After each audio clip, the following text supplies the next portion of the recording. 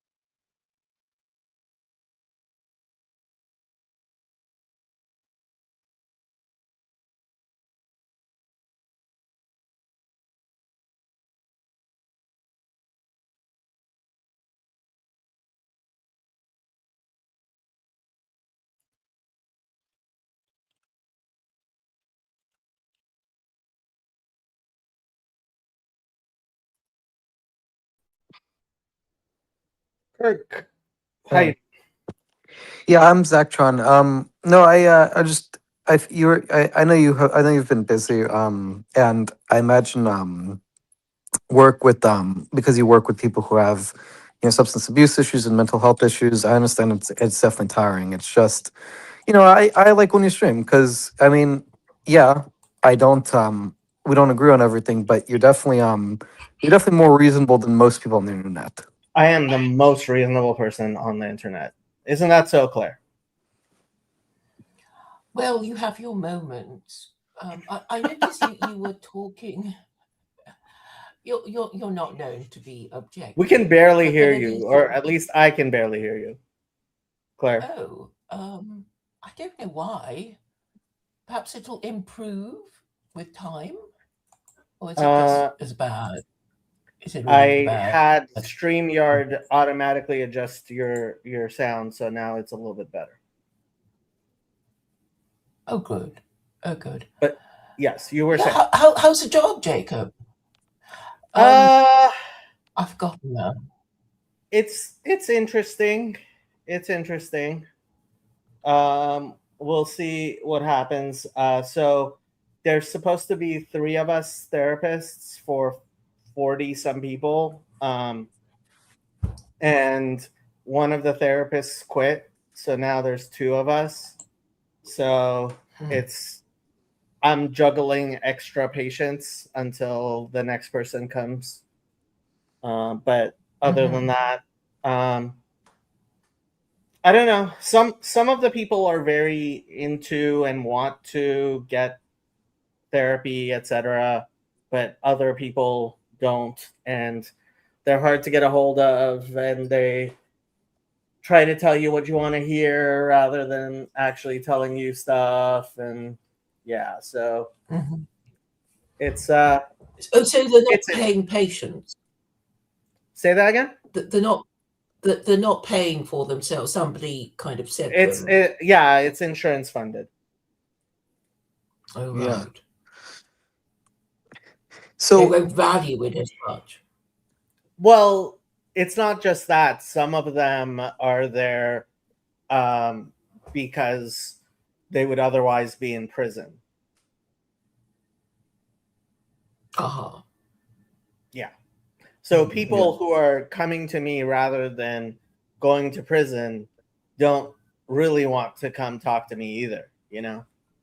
Yeah. Mm. Um, I mean, I'm a fan of I'm not super familiar with the statistics about it, but I'm a fan of forced rehabilitation. Like I think it is giving people something that's good for their own benefit. Right. Look, does it work as well as if these people actually wanted to get better and actually wanted to stop using and actually believed therapy was useful? I mean, yeah, it's not perfect, but I dare say for many of them, it's more likely to do them good than prison. Yeah. I mean, that is one of the problems with and you've mentioned in the past about like postmodernism in the mental health community is like that is one of the problems I've heard with some of the ideas of like, oh well, you know, postmodernism, it's about power and all this. It's like yes, there are power structures that have an imbalance, but it's not arbitrary, it's not culturally relative, it is for basically a telos.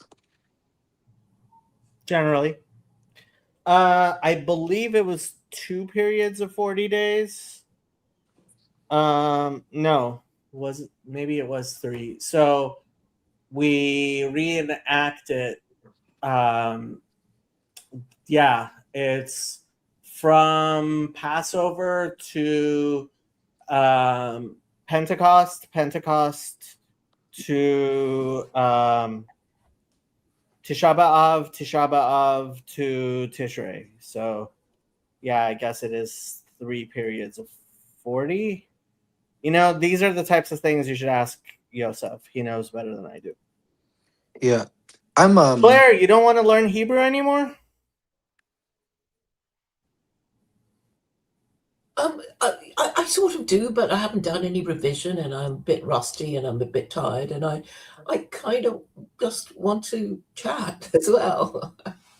I get Um, it. I get it. but I am interested in mental health, and Mm. it seems like you're kind of like the AA meeting that the person has been sent there, or else their wife will divorce them, and then they'll be making jokes like, "After I went to my AA meeting, I went straight to the pub and ordered myself a drink," that kind of thing. That definitely does happen. Yeah. Mm. Especially a lot It of must be my quite. clients are young and their parents kind of sort of are forcing them into rehab. Hmm. Hmm. yeah. Do you have ideas about how to deal with these people other than make them go cold turkey? I Cold don't know. turkey, I'm not a huge fan of cold turkey. Corporal punishment would actually probably work a lot better. We Mm. I have started to be less anti corporal punishment than I used to be. Yeah. I Mm. mean, I'm for corporal punishment for adults. I don't know about if it's ethical for kids because, I mean, yeah, there is a game too to like reinforcement learning and stuff. But I've heard that sort of the Skinnerian like idea of basically, you know, if you just change what stimulus you give to the child, they'll change their behavior is basically considered pseudoscience. See, this is the thing. People take every uh what should we call it too far. Like, is it is corporal punish can corporal punishment be abusive? Yes, it can. Can it not be abusive? Yes, it can not be abusive. Is it always one or the other? No. Can, like, there's a level of nuance we can't seem to have. I was listening to the debate on trigonometry on gender affirming care for minors, and both of the people there, like, they both were like, "Oh my god, can't you just be a little reasonable, either one of you?"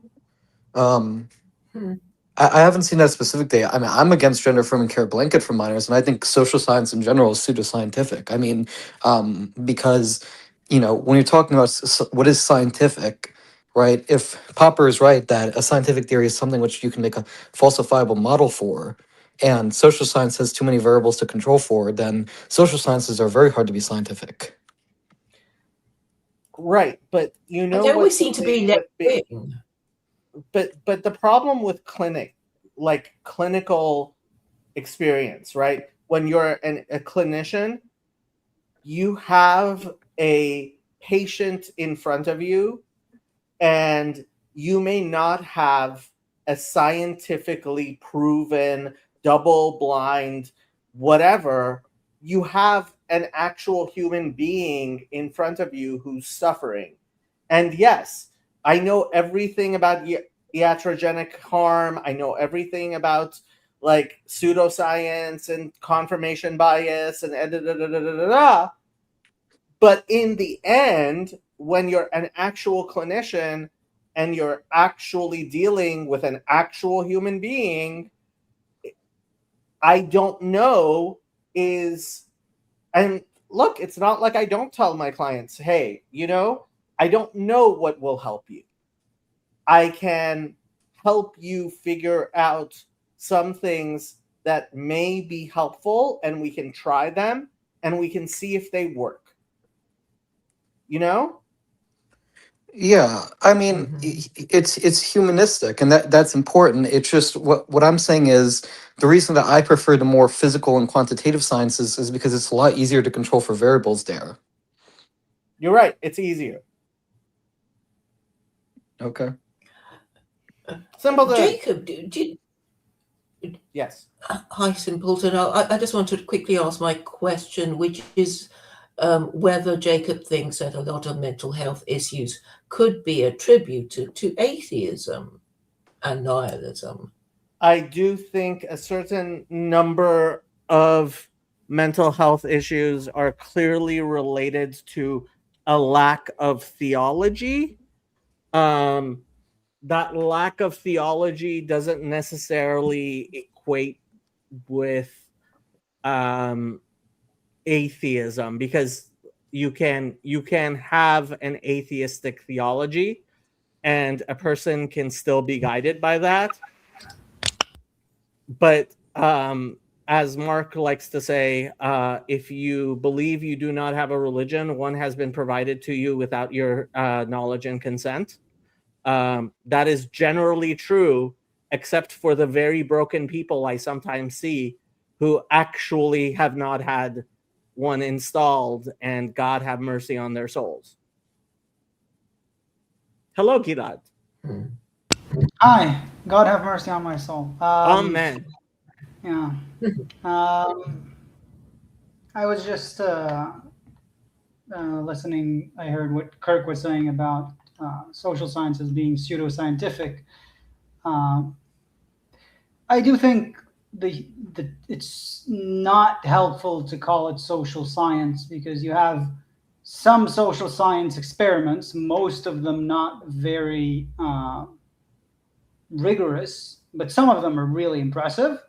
And mostly, it's sociology, right? Most of what dominates the social science is more sociology than like real hard science, because like Kirk said, you don't really control for the variables. So basically you go from whatever we've accumulated in our understanding of society, and those few very good experiments in social science inform that.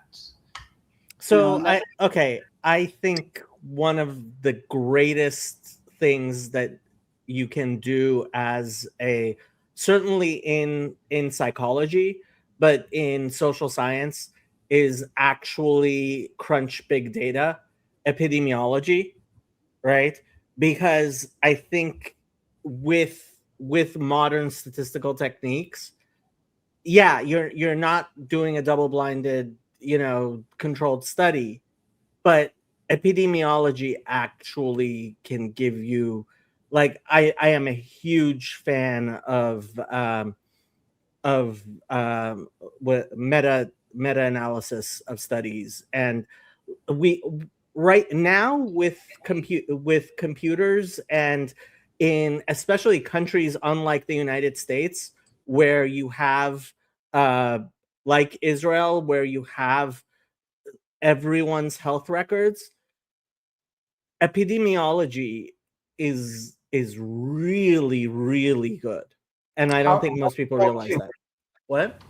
How has it helped you as like in the one-on-one therapies? Because like that's where the rubber hits the road. Like if you can get all the data, but what does it mean for the person on the ground talking to another person trying to help them? So I personally, I mean, there's a reason why I take a more cognitive behavioral view of things. But when it comes to clinically, even in the United States, like I spend,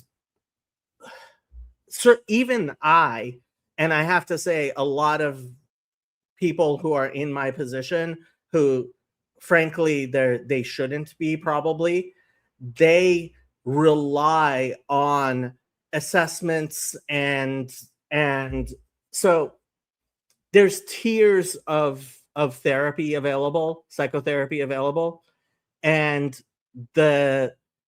what is generally available to most people is a lot of people who are, I would compare it to McDonald's, where it's not a chef, it's a cook who's following instructions and trying to hand you the same thing, right?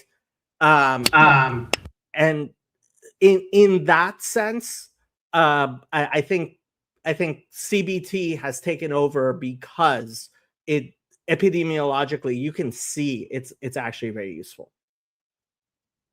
Yeah, I think my experience has been from myself and friends who have been to therapy. It's not easy to find a good therapist, and a lot It's of almost the time, impossible. Yeah. And a lot of the times, if you find one, you're very fortunate. And a lot of the times, if I talk to a friend who's in some dire straits and they need therapy, like I would either recommend someone that I actually know and think would fit, or ask that person to recommend someone.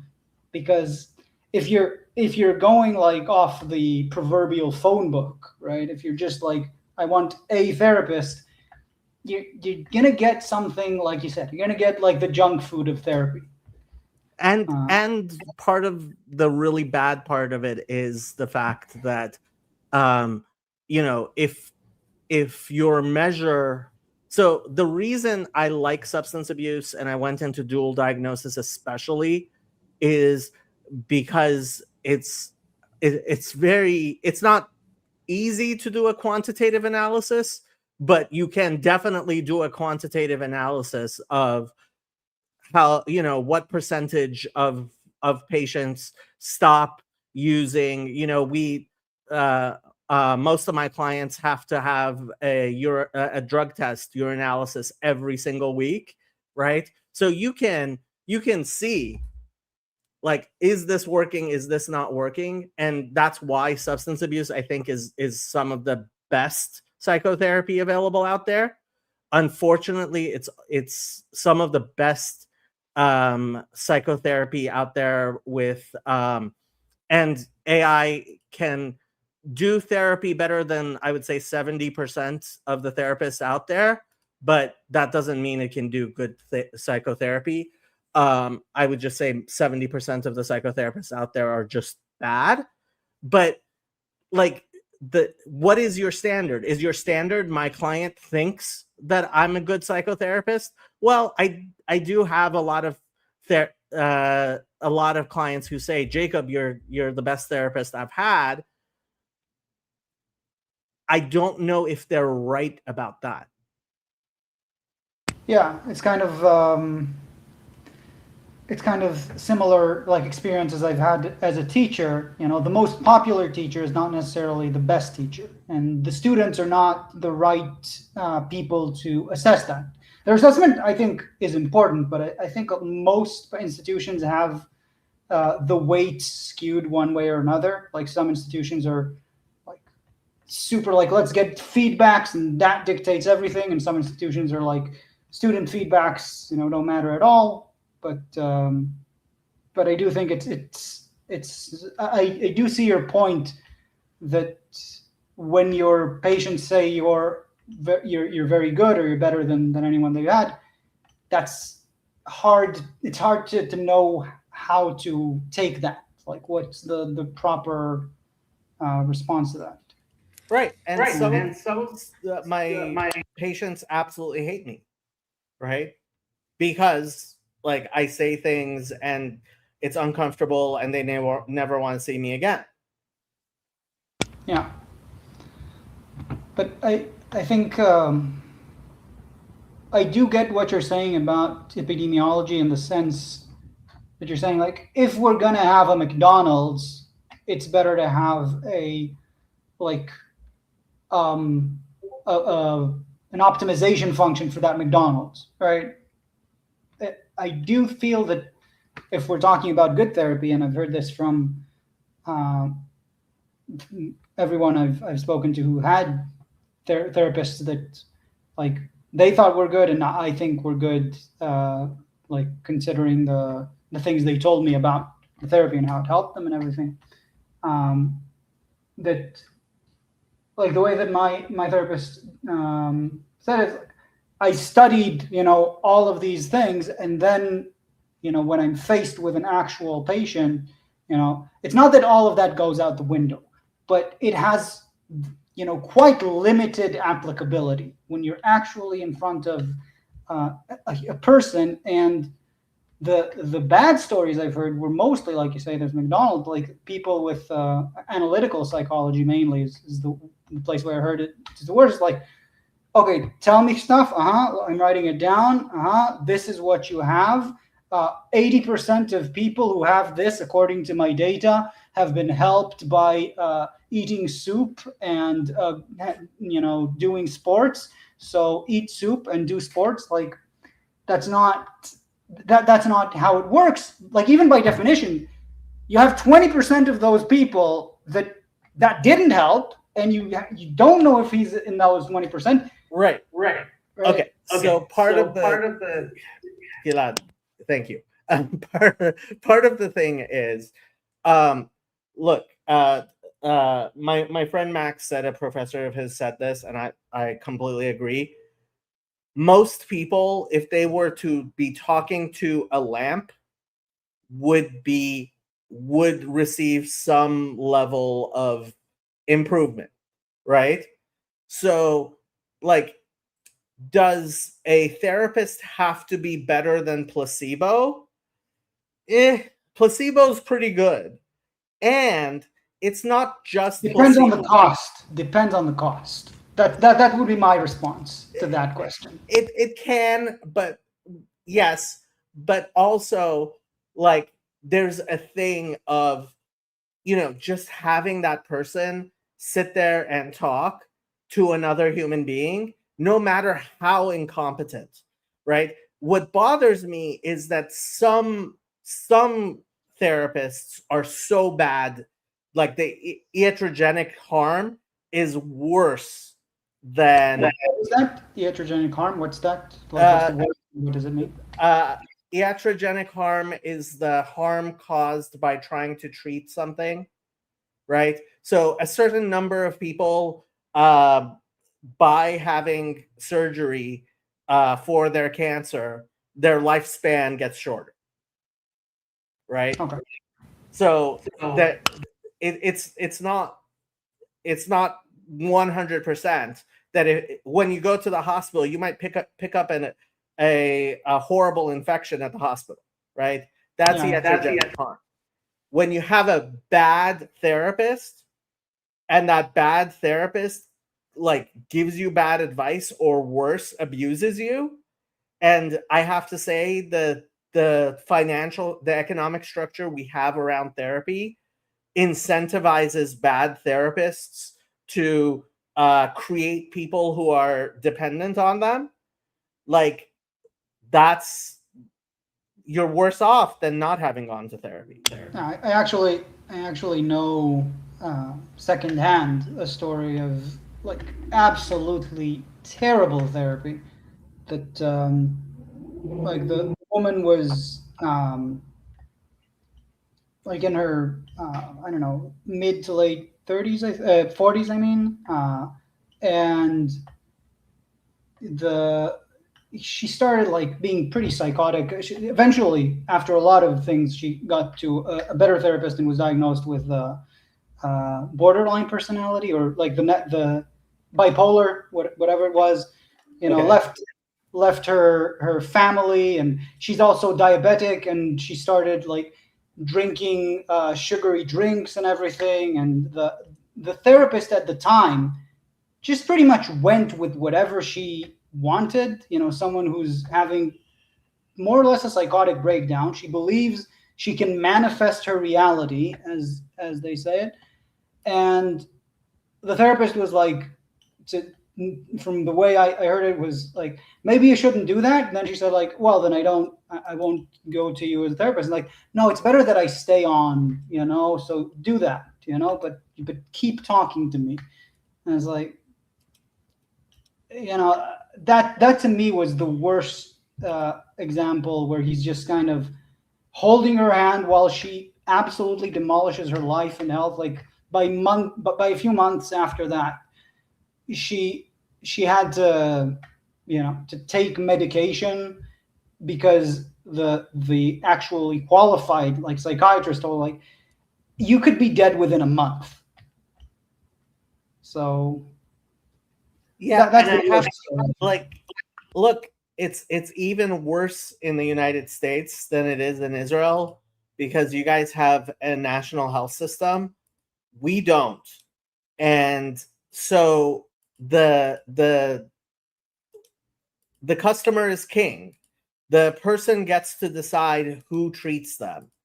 And like, having mentally ill people choose their own therapist may be the worst decision. Like, these are people who are actually incompetent, right? Some of them are completely psychotic, right?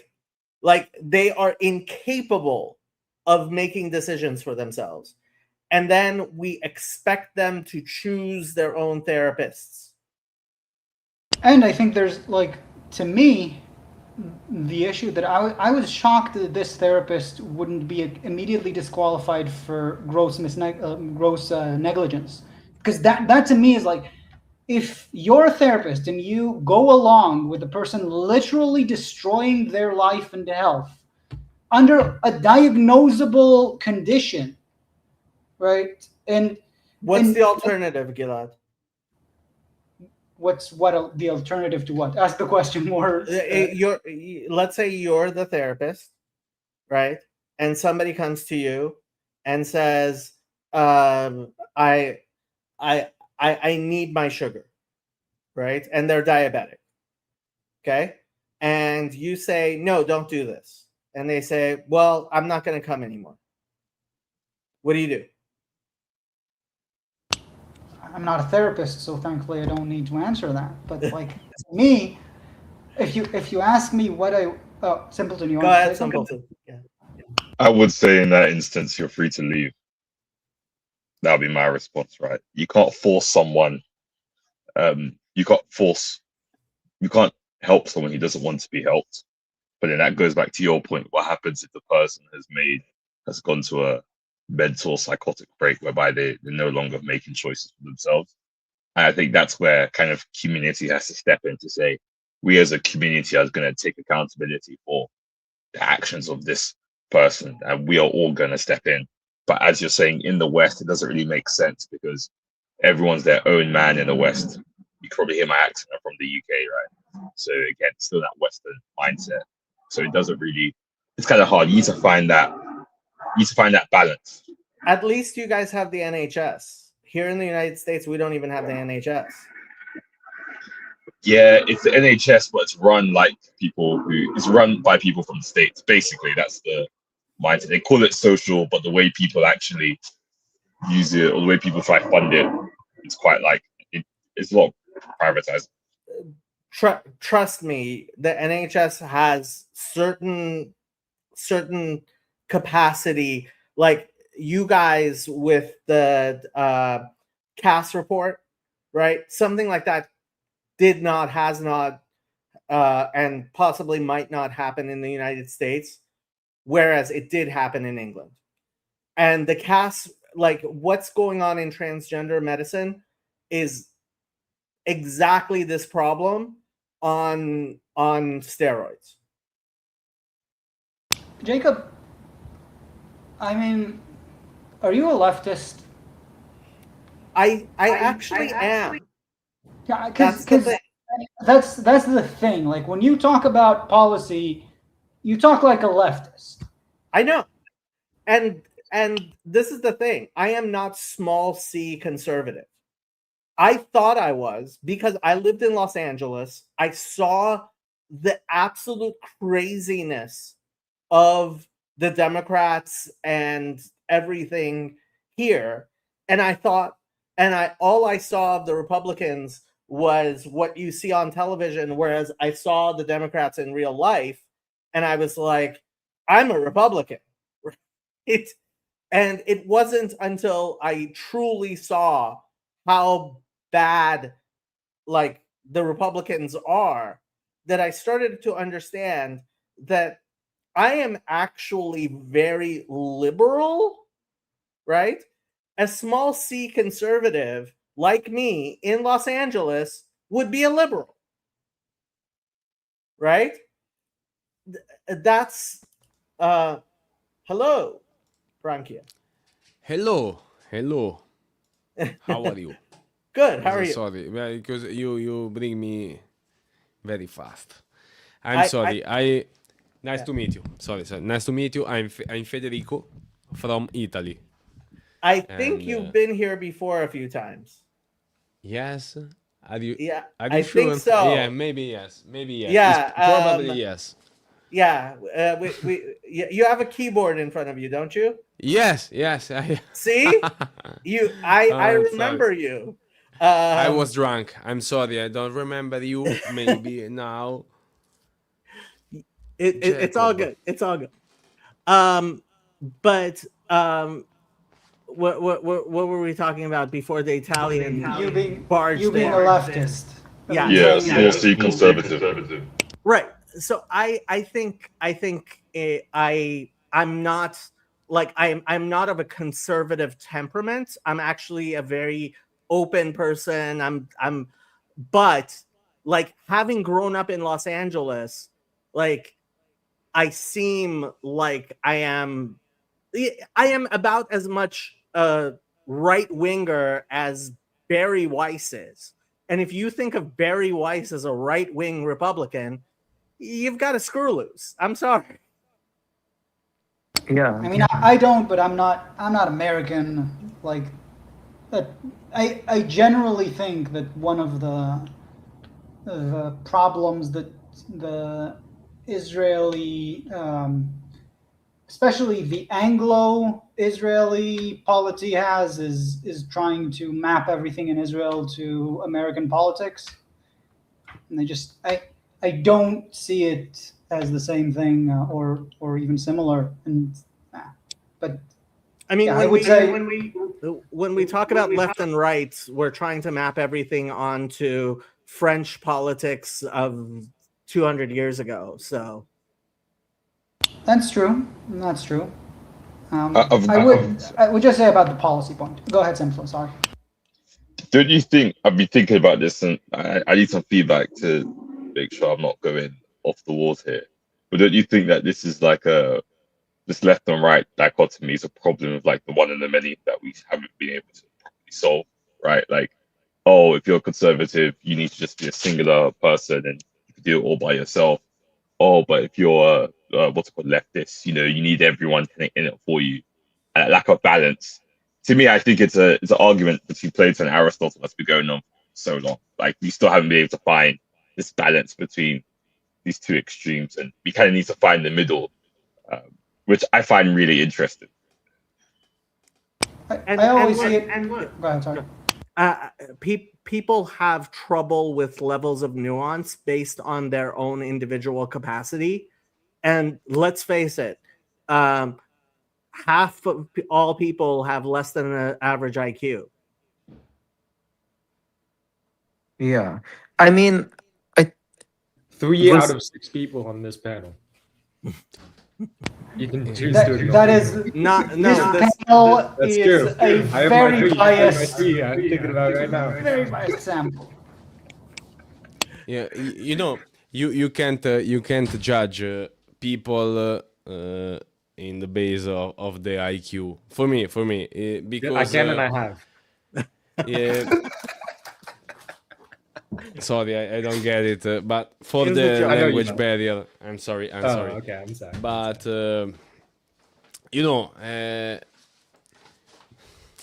I don't. You talk about right and left right now, and they have the same meaning in the all countries. Right and left are the same thing. You think right are more conservative, and left are more don't know, freedom. In Italy is like this because left is more is the right way. You know, is I'm sorry to say that. Yes, you can. Sorry for my girlfriend. Don't be Okay. sorry you have a girlfriend. We very much appreciate. You have a dog, you have a girlfriend, you have guitars, you have all But of not life. not like- not children because for the pollution, you know. One child. That's a why lot you're of not having pollution. children. Buy some offset credits. Have some children. It's okay. Okay, I can. Okay. Baby, That's so come here. American. I have to tell something. You have Jacob's approval, so you got to do it now. What I wanted to say about left and right is my sense of it is there's something about it's related to what you were saying, Simpleton. There's something about systems and individuals that goes into it, where I think, in my understanding, the left is typically focused on how do we build like the right systems that would, serve the greater good in the best way, and micro engineer every part of that system to get the best results. And the right is much more focused on people and saying how do we I don't know if it's how do we raise virtuous people, but this focus on saying that people need to be in order for the world to be better, then people have to step up and be good people. And obviously you need both of them, but those are the different focuses. And I find something that I find amusing about that is that while the left typically emphasizes what they want to do is build systems, if you ask them what their problem is, they'll tell you about a person that they really don't like. And if you ask, if you see what conservatives are about, they say you need to be virtuous. And they ask them what the problem is, the systems are all messed up. Yeah. I fully get what you're saying, and it's quite weird because the other side, I think this is literally Plato and Aristotle. The other side will use, so one side will use the other side's methods to get what they want. So the left will need, the left, in order for everyone to be different, needs a strong sense of unity, which is why they want strong government, right? And the right, for everyone to be the same, they need, in a sense, everyone to be really different. They both use the other person's way to get what they want, which I find really ironic. And that's why I feel like if they just kind of were more, in a sense, I'm not centrist, but they are a bit more balanced, right? You'd get kind of both things. I think everything in life requires, you need some order, but you need some freedom. And you can't have too much order or else no freedom. You can't have too much freedom or else no order. You kind of need that balance. I kind of see the difference between also male and female as well. Men are more oriented towards order, women are more oriented towards freedom, and you kind of need that balance between the two. I actually, so this is one of the things that I give as an example of where you get symbolism in one culture and it's the absolute opposite of other cultures. Because in Hebrew culture, in certainly the Kabbalistic literature, right, the feminine is order and the masculine is chaos, right? And the thing is, like, I think you were absolutely right when you brought up the problem of the one and the many. And I think Federico is right when he says, like, we talk about this in all these different countries because we have patterns we try to understand the world with, right? And they're not perfect. There are exceptions to every rule, et cetera, right? And you end up with the dialectic, right? The thesis and the antithesis, etc., right? But it's all we have. We have to, right? We need descriptions. We need to be able to sort ourselves into this party and that party and to organize. And it doesn't work without it. Yes. Yeah. Can I say something? Please. That I think that what I speak after that, that the left is one thing and the right is one thing. I think I think that the left is communism, okay, and socialism, and the right is Nazism and fascism and things like this. Sorry, capitalism. The right is capitalism, and the left is socialism. And today we live in capitalism, and the capitalism win. So we can say, maybe I'm socialist, but you are not socialist because you live in capitalism. I think this. Maybe I'm wrong. I don't know. So No, I- that's true. It's true. that part is true just because Marx was wrong about everything, and we've just lived long enough to to talk about capitalism as far as I'm concerned. Like, what's your alternative? Feudalism is an alternative to capitalism. Socialism has never been an alternative to capitalism, and it's just never worked. And we don't have other we don't have words to talk about the things that are happening, unfortunately, and we keep on going back to Karl Marx. I'm sorry, he had a bunch of ideas, they were very impactful in the world, but ultimately, like, it's just not worth even talking about as far as I'm concerned. Yeah. I was gonna say, when you're talking about the left and the right, to your point, Gilad, it's kind of like you mentioned this idea that basically the right is. So correct me if I'm wrong. Just to clarify, you were saying that the right is more about.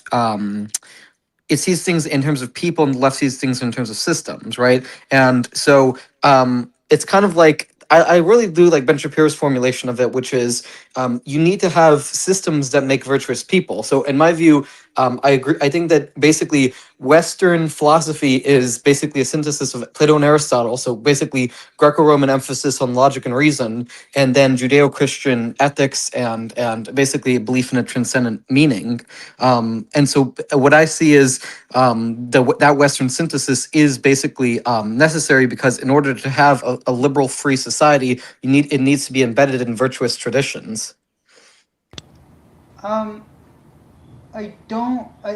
I understand what you mean, but I don't think, for one, that's how systems are viewed. Like, I think I'll put it this way: in terms of the ideas that I had growing up, that I think were quite leftist, I don't think that the notion of virtue was very present.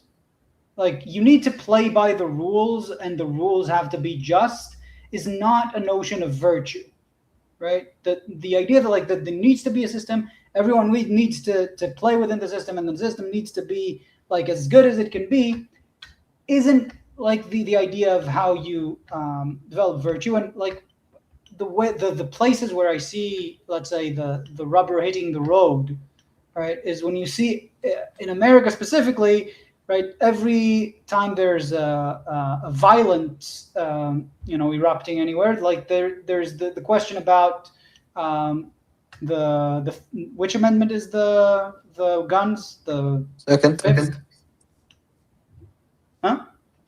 Second. Yeah. So there's always the Second Amendment, which like why do we have, like, on one hand, why do we have so many guns just available, and on the other hand, like, why we need, like, the right wing says, like, we need the good guy with the gun to fight the bad guy with the gun, right? Like, and that's a difference that's not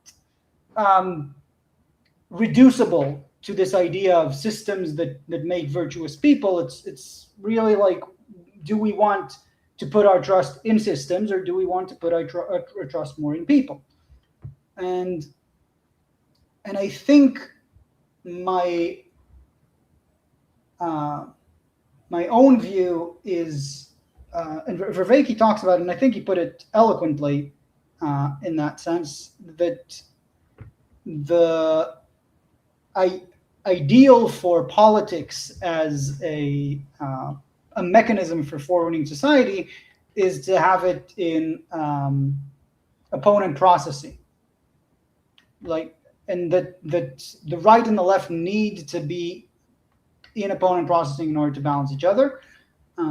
Where I do think, like, if you can't, as Jacob said, if you only have these incomplete solutions and nothing like fits the formula, and none of those things can really get to a solution that sort of fixes things, then opponent processing is the best you got. So, Yeah, I agree. I just want to finish that point, just to say that the problem that I think we have, you could say always, but I think it's exacerbated today by different factors, is that politics is much more adversarial processing, or adversarial generally, where one has to defeat the other side in order to claim power, and it's much more absolute, and that's causing stuff to deteriorate. Yeah, I mean, I definitely think that it's good to listen to the other side, and I do think there's a problem of radicalism and not hearing the other side out. But Gilad, think about it like this: if you were a straight white male in America who was conservative during, for example, Gamergate, when basically people on the left are calling you a Nazi and a bigot and all this for liking sexualized women in video games, how would you feel? Like, there's a certain level of radicalism that is the left's fault.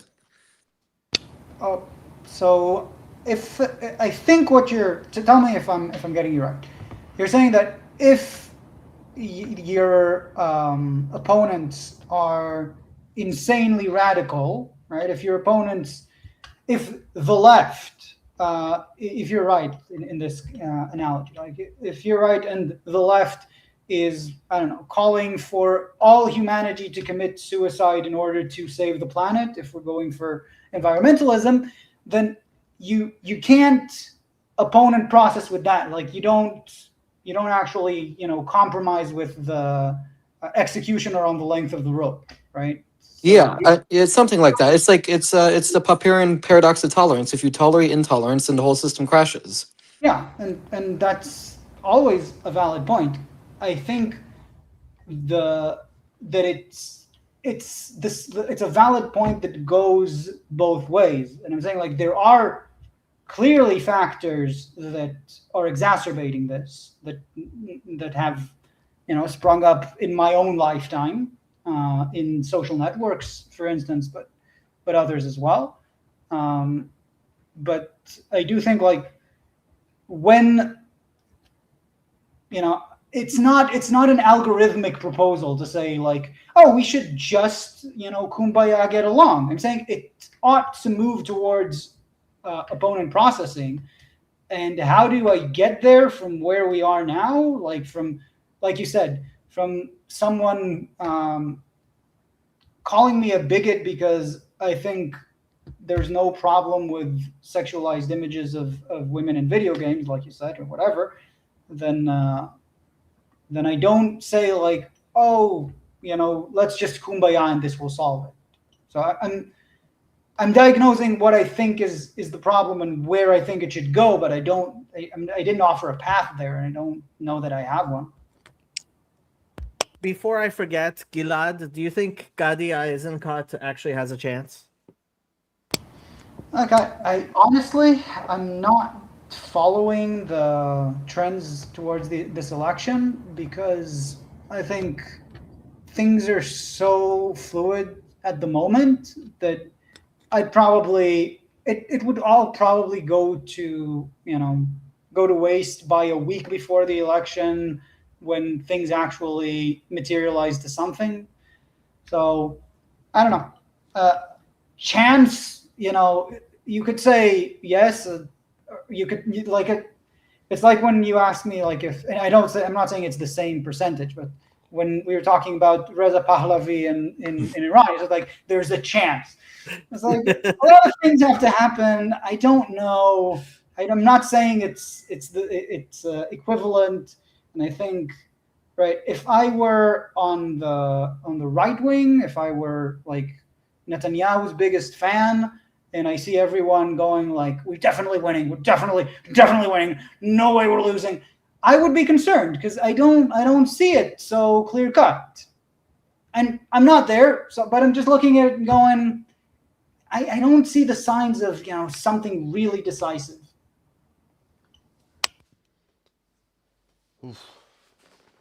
I've got a question to Gilead. Can I ask a question? Is that fine? Please. So you mentioned Viveki, and for the past week, I've been eating his stuff up because I think it's very interesting. I think he's right about a lot of things, and some things he says I'm somewhat concerned about, but that's for another day. So he basically proposes that, like in the West, someone said this, I think Kirk said this, the synthesis or the height of Western like classical thought is Neoplatonism, whereby you kind of try to fuse Plato and Aristotle. And then in the East, it's like Zen, where basically, this could be very wrong. So Viveki, if anyone sees this and this is wrong, do not be surprised. Where Zen, you kind of combine the Eastern idea of Buddhism, Taoism, and I think there's one more thing. But to me, and then, so he proposes something called Zen Neoplatonism, which I'm not. Confucianism is the third thing, if you were wondering. It's the Confucianism. Confucianism. Yeah, that's it. Thank you. So he's proposing Zen Neoplatonism. I'm not like advocating for that. I'm a Christian, so I'm not advocating for that. But he's basically saying that you kind of, again, it's kind of what you're saying. You kind of need both. It's like both sides of your brain. You need one part to. Also, I think this is what we have in Western thought in the moment, right? You need one part that's very analytical, that says, what is it? And then you need the other part, which says, like, how is it? Or how can it change? And you kind of need that both back and forth mindset.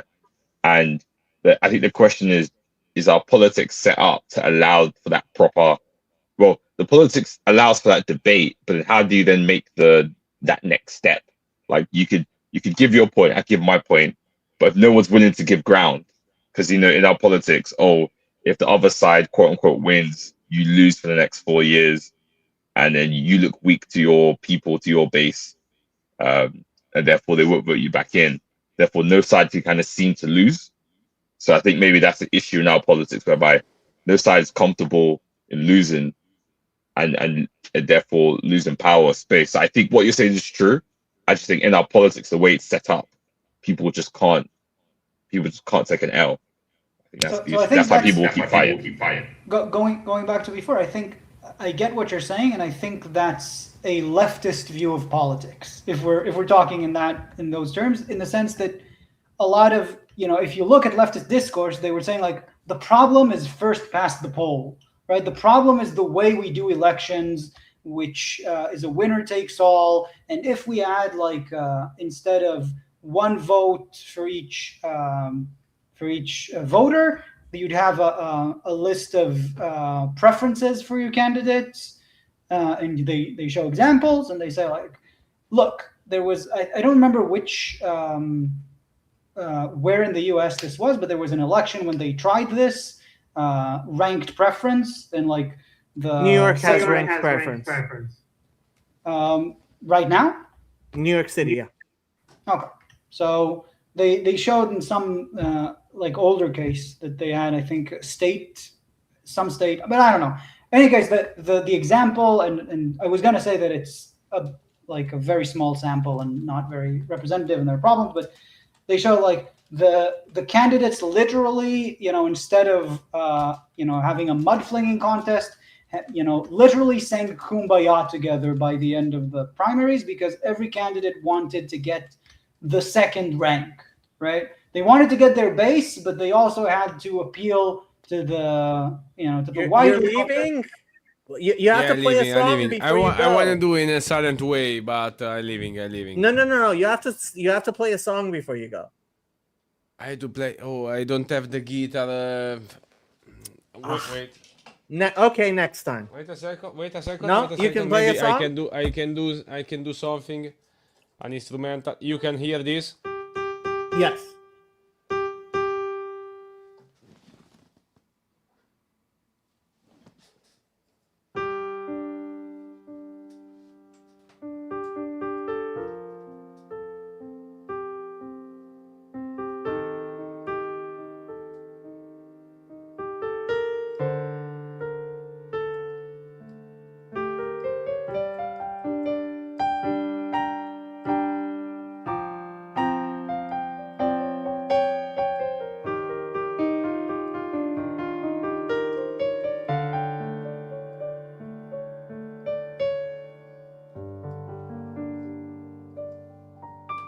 Just a jingle. It was Goodbye. Beautiful. Thank you. Thank you. Thank you. I really appreciate this conversation. I really, I hate that I can't speak English in a proper way. Maybe in a few years I can, and I will back here to talk about politics. It's Anyway, we're glad to have you. You're always welcome back. it's a pleasure to meet you. Especially you're a good musician, and I look forward to seeing your kids. Okay. Maybe next time, maybe some little branchi, A little bambino. Un bambino, esatto. Bravo. Conosci l'italiano, bravo. Ciao, belli. Ciao. Ciao. So I actually was going to ask him to play a song in response to what Simpleton said, because this framing I find to be a little myopic. We are human beings living in societies that have billions of people, thousands of years, right? And I think what Vervaeke has provided for me more than anything is a view of human history which is grand enough, right? Where I try not to be focused on the 2028 elections in the United States, right? And when you're talking that large, I think you have to talk theologically. And that's where my messianism comes in, right? And so it's funny, but like I chose as the thumbnail of this video a picture of the Yunuka. Okay. And I'm not sure. I think Kirk and Andrew know who the Yunuka is. I'm pretty sure Simpleton doesn't, and Gilad probably does not. I know who he is. You know who he is? Okay. So my hope for Israeli politics is not Gadi Eisenkot or Benjamin Netanyahu. It's Rabbi Shlomo Be'eri, Shlomo Yehuda Be'eri, Yehuda Shlomo or Shlomo Yehuda? I think it's Shlomo Yehuda. The Yunuka. And one of the things I love about him is the fact that he plays the keyboard at the end of his sermons. There is a level of humanity keeping us together that, like, we talked a lot about the hard sciences versus the social sciences, but like the king of them all is actually the humanities, right? Which is beyond any like crunching and, hopefully, I mean, we'll see. I actually use Suno AI more than most people would be comfortable with, right? Which makes music, right? And the weird thing about AI made music and frankly literature and art is that it is the most generic of things, right? It is literally the most generic of things.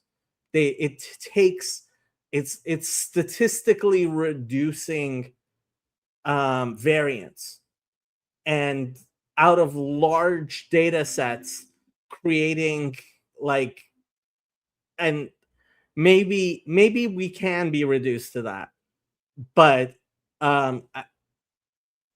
yeah, ultimately I think the world is bigger, and that's why I think, like, I love Vervaeke, but my dedication to Neoplatonism comes because I think Neoplatonism is a description of the Jewish contribution to all of society.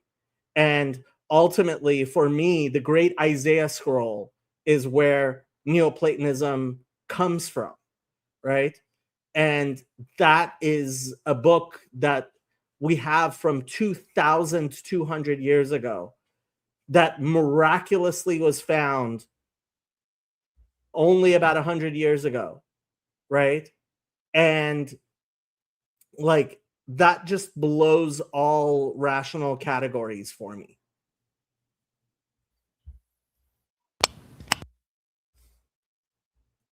About like AI art and stuff, I had something to say about that. So, like, I've been watching some like YouTube videos of rock climbing. Like, there's a famous guy doing free solo rock climbing. He's called Alex Honnold. There was a movie called Free Solo in 2016. There's something moving about seeing like that person just like, endangering, I don't know if endangering his life. He's like very competent in what he's doing, but doing something that's very dangerous on the face of it, and his ability to transcend himself and do this crazy thing, right? And right, if you generate an AI video of a person doing that, I wouldn't watch it. Right? I don't enjoy the like literal visual of the thing, right? The humanity part of it is very significant, and I do think that and it goes for a lot of art as well. Like, the bread basket that Dali painted, a part of it is that he painstakingly painted every pixel with a needle, right?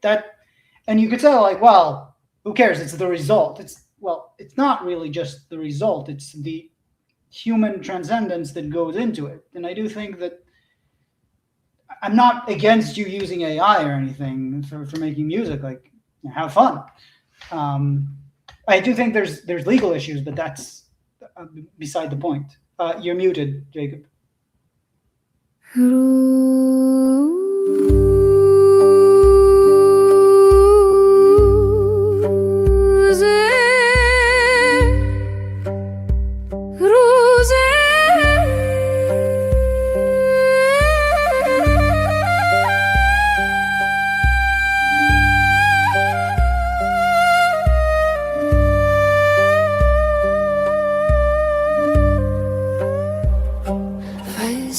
سر سنگ عقابی به هوا خواست آن در طلب تو مهپر و بال بیاراست بر راستی بال نظر کرد و چنین گفت امروز همه روی جهان زیر پر ماست. You're still muted, Jacob. Okay, I'm not gonna play the entire song because it's But an intro like song. you just, because you were muted, like you just suddenly played the song. You didn't Yeah. even say. Oh, I said okay. I'm gonna have to do this. Like, okay, so this is my I AI generated song. That voice is an AI generated voice. The lyrics are 1,000-year-old, very famous poem, right? And I created it, and frankly, it's one of the most beautiful pieces of music I've ever heard. But I created it using Suno AI. Like, how much of that is human? How much of that isn't human? Like, and isn't her voice just incredibly beautiful? Her AI generated voice. Like I said, there is that element, but I do think when you talk about music, right? Seeing a performance live, you're not like the controversies over, for instance, like famous musicians putting on a playback in their live shows and lip syncing, right? It's proof of that. It's like, what's your problem? You got the music and it was perfect. And like, well, there's an element of our engagement with art that isn't just about how beautiful the product is. And I do think that, when people discuss this, there's a consumerist element of like, objectifying the art, and the art is transjective. Even, by the way, I would say this, the way that AI works, you could say, is still transjective, even though it's generic and everything. Like, there is something about it that is deeply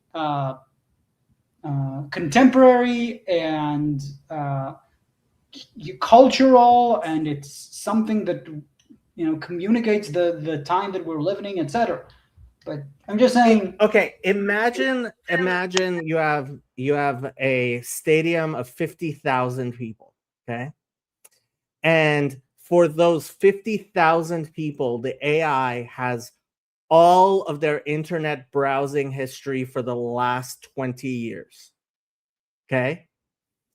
And it is generating music that is speaking to all of their lives as perfectly as only a large, like, something with that amount of data about all of the 50,000 people at that moment, right? And like, it is optimized to make them dance. And like, the 50,000 people start dancing. Like, is there something human missing there? Or is that the epitome of humanity? Go ahead, Simpleton. I think I get where you're coming from with AI. I think the issue if you go back to like this Plato Aristotle dichotomy, right? Correct if I'm wrong. I think Aristotle seems very like bottom up. Basically, it's kind of like what AI uses. If you get enough causes, what I'm saying is, if you get enough effects, you could derive the cause, so to say. I could be wrong, but this is just my like. I'm speaking off the cuff here. What I'm saying is, AI says if I could get enough data, I could generate the insight, right? I think that's what AI tries to do.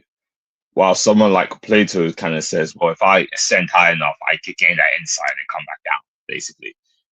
I think that's what an AI misses. It doesn't have, which is why I'm kind of scared of AI. AI will have to bond with humanity, right? Because AI could do really well at getting all the data, right? Getting that cause and effect. It could get the inference aspect, but it can't get that insight. I think that's what makes us humans, right? It's the ability to have that insight, because I think even animals do cause and effect. That's my opinion. Like a lot of animals see, oh, if I eat red berries, I'm going to survive. If I eat this berry, I'm going to die. Therefore, I'm not going to eat, X berry.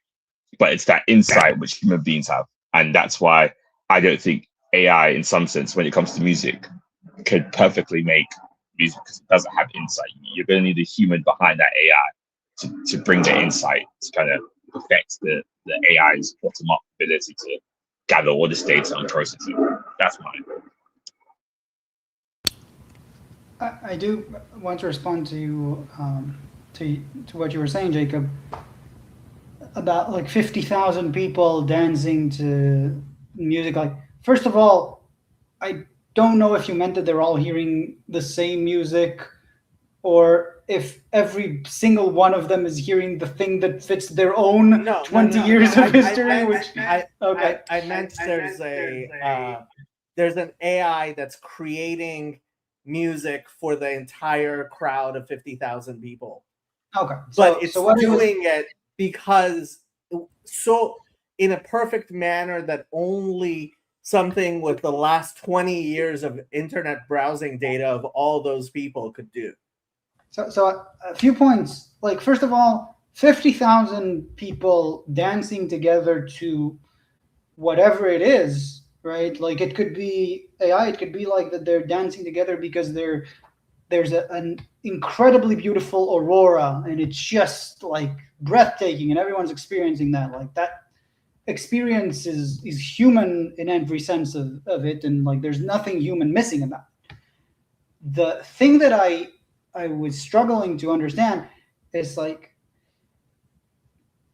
you're saying that you're trying, I think, to point to something. There are things that can only be created by that sort of thing. Okay, but I think you're kind of fumbling on what it's for. Like, it's optimized to make you dance is one thing that it's optimized for, and that might not be a pleasant experience. And having something optimized to like your whole life, and what just if I don't want to dance? What about what? If I don't want to dance? Yeah, like, first of all, what if you don't want to dance? And second, like, if you don't dance, you're no friend of mine.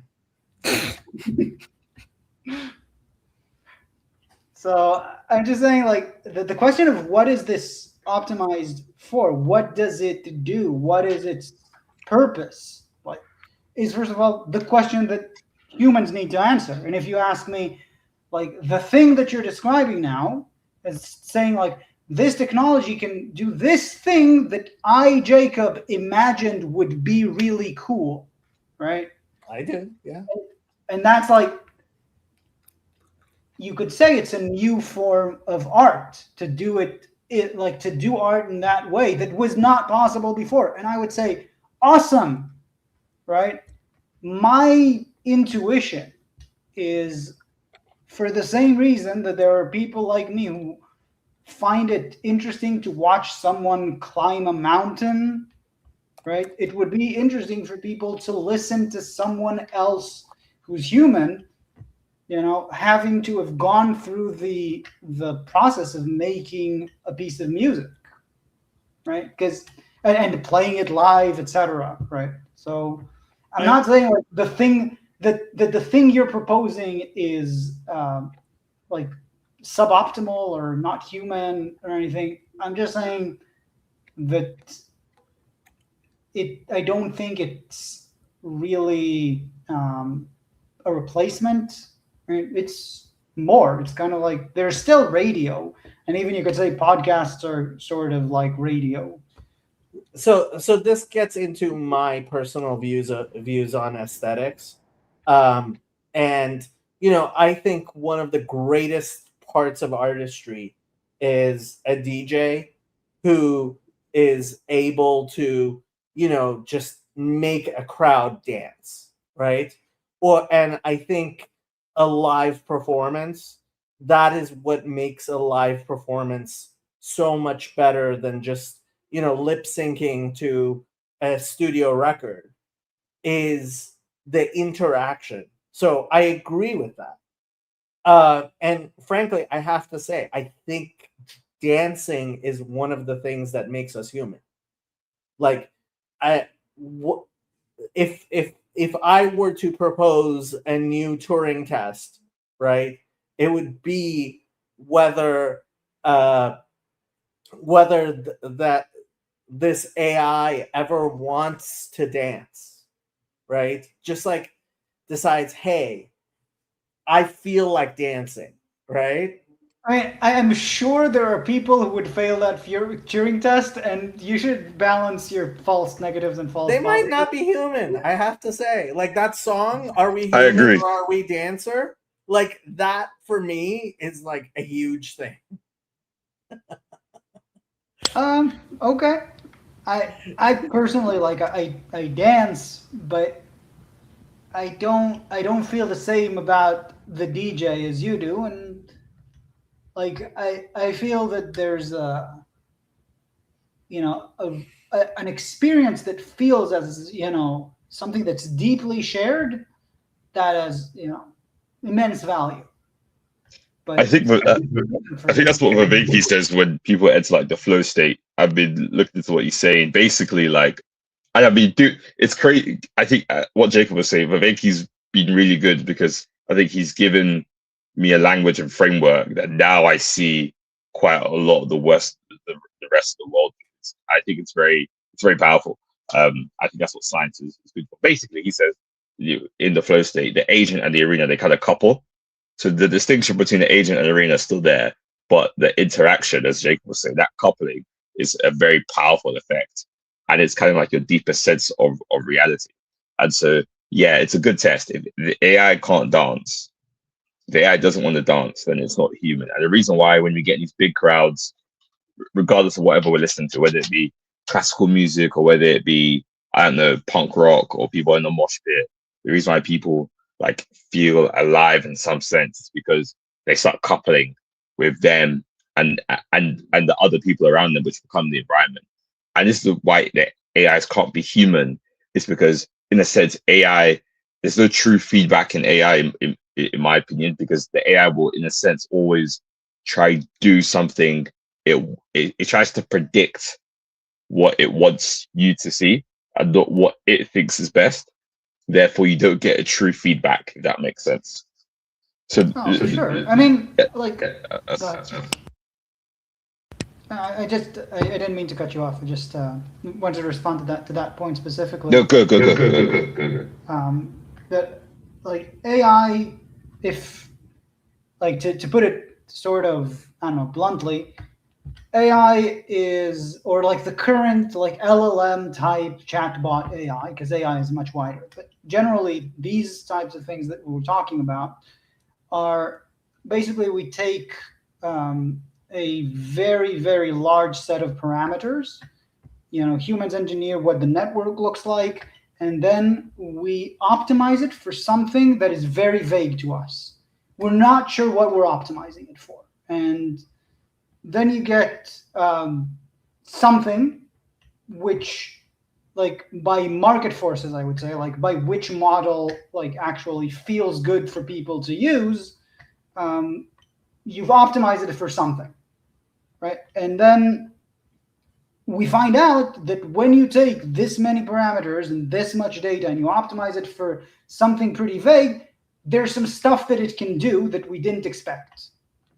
Right, that it can be useful in ways that weren't weren't predicted.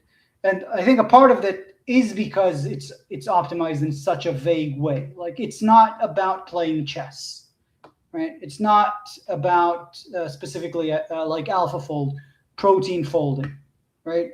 The chatbots, the things that we're talking about that are all these LLMs, they're kind of a machine that we're optimizing for something we don't really get, and then we use them for that. Go ahead. I think it's, correct if I'm wrong, I think AI currently is optimized to make you feel confident in the answer that it gives you. And that's the problem. Not so much. Well, maybe it's the AI that I use. Like, Yeah, it that's depends. why you get such levels of... Sorry. That's why you get such levels of sycophancy and hallucination in AI, both ways, right? Because the AI, and I get into a quote-unquote flow with AI because, again, I'm the agent, AI's the arena. I'm giving the AI information, and I'm getting instant feedback, and I'm getting a dopamine hit because the AI starts to say, oh, that's really smart. Yeah, you're correct. And so the issue is I feel like I'm getting real life interaction. That's how my brain's receiving it. And that's how I enter that flow state. The issue with AI is that when AI is, I think the issue is when AI is giving you information backwards, it's not giving you free information. It's giving you information that will make you feel confident you speaking to it again. Yeah, like the thing that it's optimized in that sense is like, if there's a model that makes people want to spend more time with it, then stickiness. Yeah, stickiness. Yeah. I personally don't like spending, like I don't feel, but I think that's a personality thing, like because my own the way I'm set up is I really, really, really dislike being manipulated, right? I really dislike that sense. And that's like, whatever I do with AI, that's like, I have to get through a lot of layers of, you know, what feels like what's experienced as someone trying to like, to play me, someone trying to please me, someone like and that's the way it's humanized to me. And so I'm, you know, I grate against that. So I'm not enjoying it. It doesn't put me in a flow state. But I do think that yeah, for a lot of people, it's really like my theater teacher used to say, flattery works, right? You can say, oh, it's so nice, but yeah, in most cases, flattery works. And I say, like, even for my case, flattery probably still works. You just have to be more subtle about it than AI, right? Telling me I'm smart makes me feel like you want something. Telling me, you know, something. You don't need to be flattered, Gilad. Thank you. That was perfect, Andrew. I really appreciate that. So. Yeah. Someone saying, oh, flattery only works if it's authentic. Unfortunately, I don't think that's true. I think flattery works, you know, if what you want is to get ahead in the world, you can flatter people when it's not authentic, and it can get you places. I wouldn't recommend it, but yeah. I think, yeah. Go ahead. I think flattery works when it's free, right? Like when, and this is what I've been thinking of recently. There's a really slight difference between a transaction and a gift. There's a transaction and an exchange, right? A transaction is when I'm doing it to get something from you, and in a sense, you know that.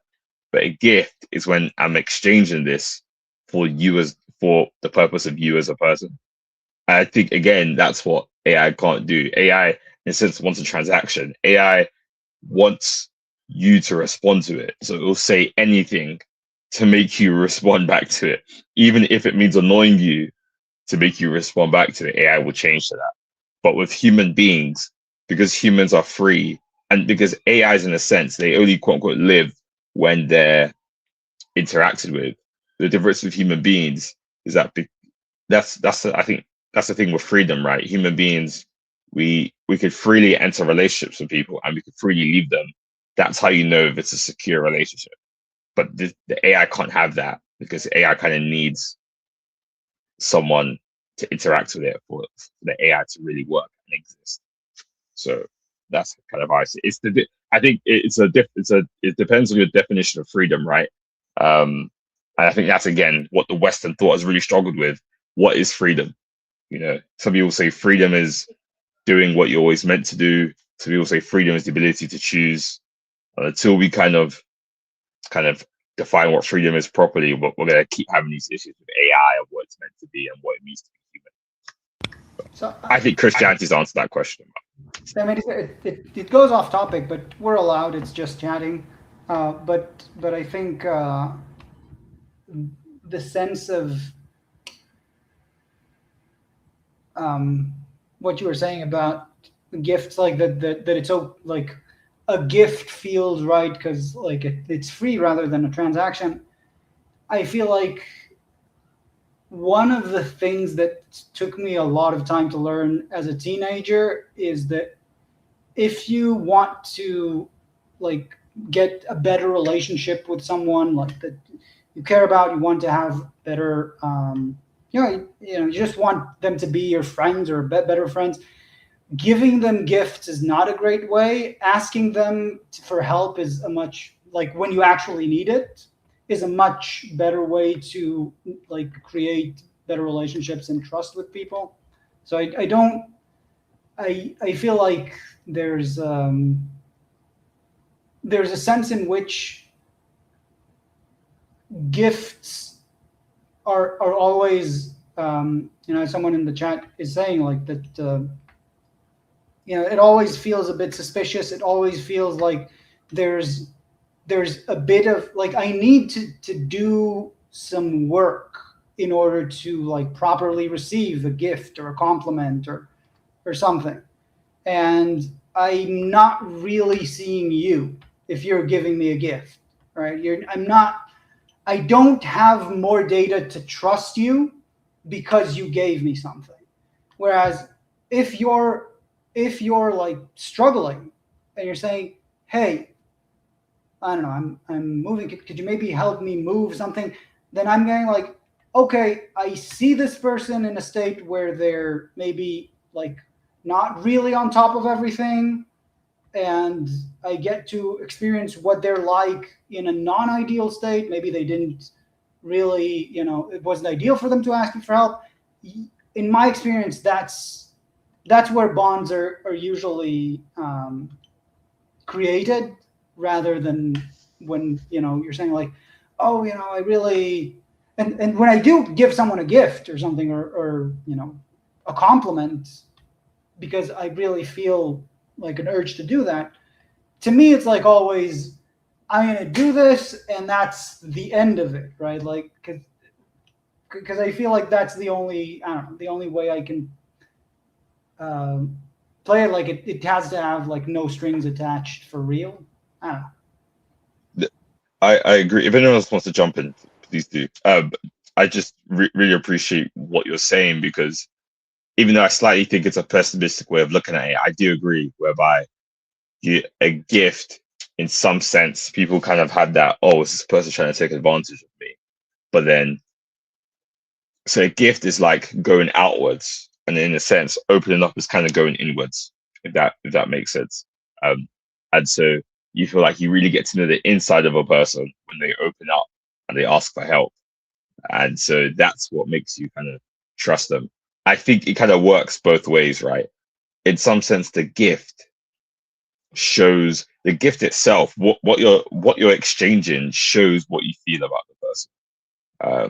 In some sense, right? If I were to, for example, it shows what, if it's a gift, it usually shows what you want to express that you feel about them, right? It's intentional, and it doesn't, in that sense, I think it's different. Well, yeah. I was curious, Elad. I'm not an expert in Jewish theology, but have you ever looked into like basically the way like Jewish theologians and philosophers have considered like I've heard like for example the Buberian like Ich-Thou relationship is like there's a big tradition in Judaism on like relational understanding. I'm curious if I you've thou, looked yeah. into what was that? I thou versus I it. Yeah. Yeah. Yeah. So do you think that even though you're not religious, there's value in religious traditions for basically offering these ways of thinking about things? Buber was one of the thinkers who like separated observancy and what he called like religio or something. Like I don't know how to translate, but he said like there's the element of how you are about the world that is like in a religious manner versus the specific religious tradition or set of practices that you're in, and like that's I think specifically if you talk about like do I feel that Buber's philosophy is valuable, I think so as well. I think Buber and Erich Fromm and a lot of those thinkers are very important and interesting. If I'm not sure if that answers your question. Maybe to rephrase it. Oh, sorry, there's an echo. To rephrase it, it's not so much about any specific thinker. I just mentioned Buber because he's a classic example. But it's more generally, do you think that there's value in basically integrating religious traditions, even as a secular person, into your philosophy of life? If those traditions have value, why not? Like I'm still not sure I understand the question. I'm definitely not saying like if it has anything to do with religion, throw it out the window immediately. Like, but I feel like saying that is kind of straw manning you probably. So I'm not sure what you're asking. I mean, it's just because a lot of atheists do think that I do feel like we're throwing the baby out with the bathwater with regards to religion. I mean, I do think religion is true, but I'd much rather have an atheist who respects and lives a meaningful life, and is not a nihilist than an atheist who is a nihilist. I think generally, if you define yourself in opposition to something, then you're like both bound by it and not getting anything out of it. I don't define what what I see as meaningful or valuable as not like the X of on religion, right? So to me, it's kind of obvious that if there's things I find valuable, for example, right, there are many, but one that sticks out is like there's Yom Kippur in Israel. I think is a very unique, beautiful experience. There's no cars on the streets. There's this quiet and a day that's sort of really set up for this kind of powerful contemplation. And those who don't want, they can watch movies all day, or if they ride their bicycle, which a lot of people do. But I find that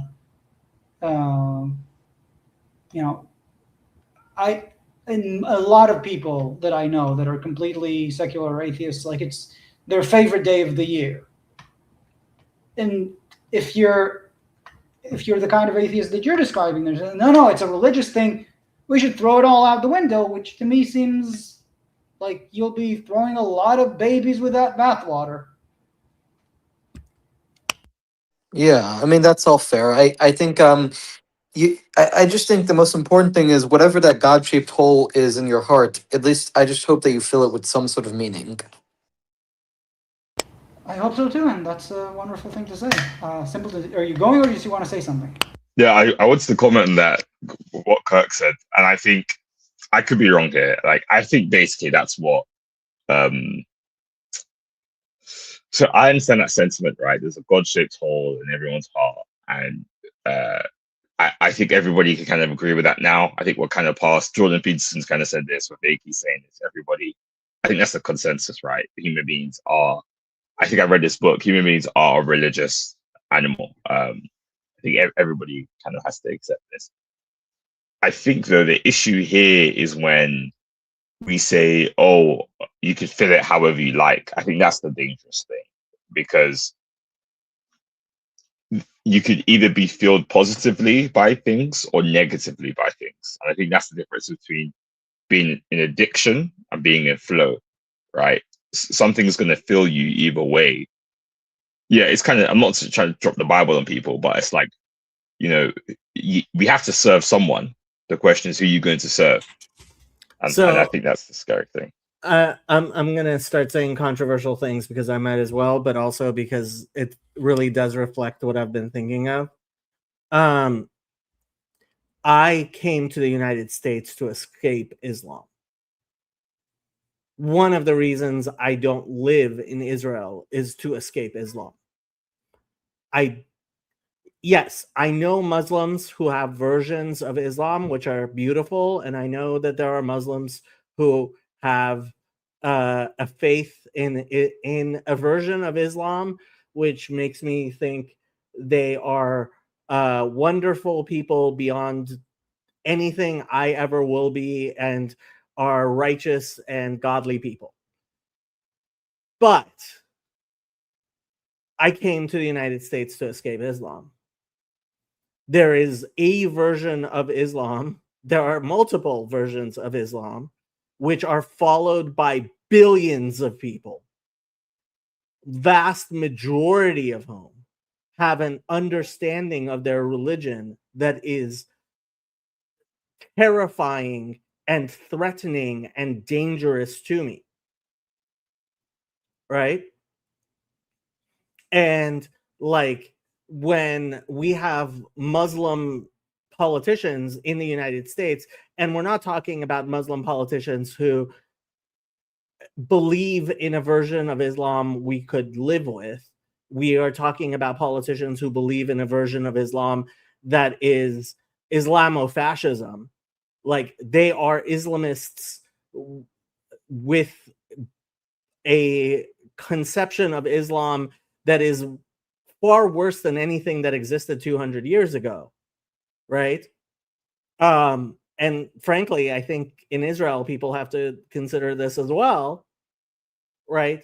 Like there is a point at which it's not, I generally say, yeah, I will take any religion over atheism. I think atheism is generally just destructive. But at the same time, there's the reality of what Islam is doing in the world, which is scary, and it is the reason I am a refugee here in the United States, and I do not want to become a refugee again. So when you say you would take any religion over atheism, I don't want to strawman you, but I do want to understand what you mean by that. Because I'm guessing you're not saying that you prefer, Mojtaba Khamenei over me, right? Like no, but no. Atheist. Okay. I do prefer Mojtaba Khamenei over Stalin and Mao.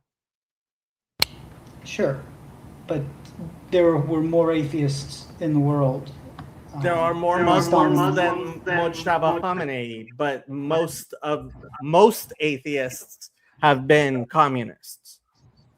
Most atheists have been communists. That's a claim that I think requires more. China and the USSR have much larger populations than the atheists in the West.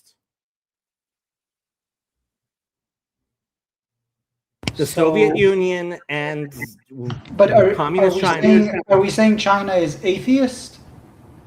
Yes. Maoism is atheism, yeah.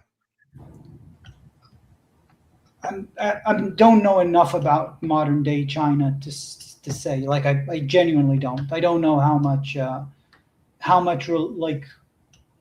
Chinese history and all of the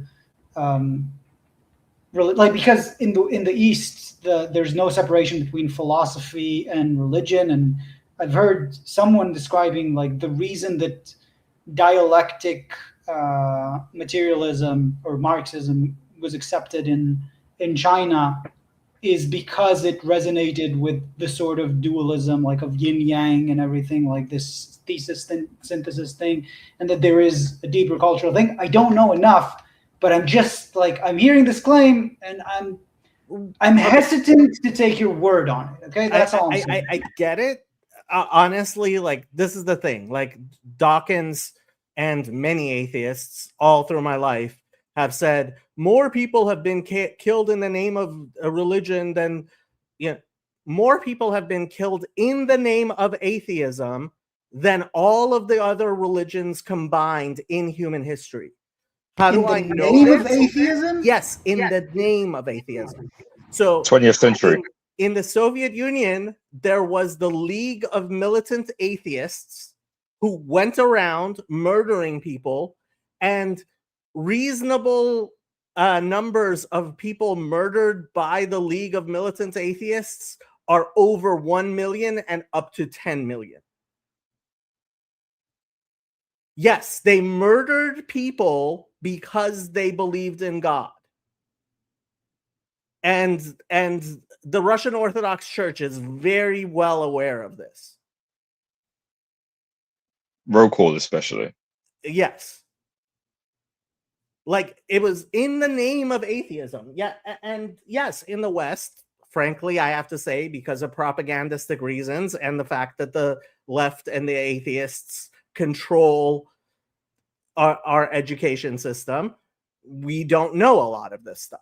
But you can look up the facts, and like, killing millions of people, if you use equal weights and measures of what counts as in the name of religion, right? As in going and killing people because, hold on, no, you can't eat this.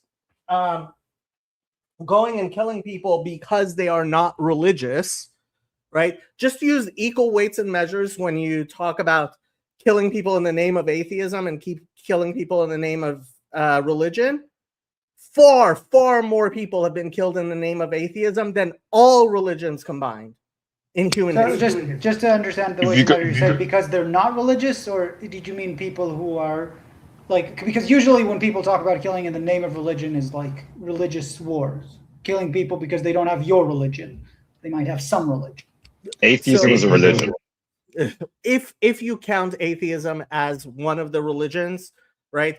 Atheism ends up being the most violent and the most the one that, because let's face it, Specifically because the Soviet Union, or is this China as well. Mao. Yeah. Maoist China that was killing anyone that was religious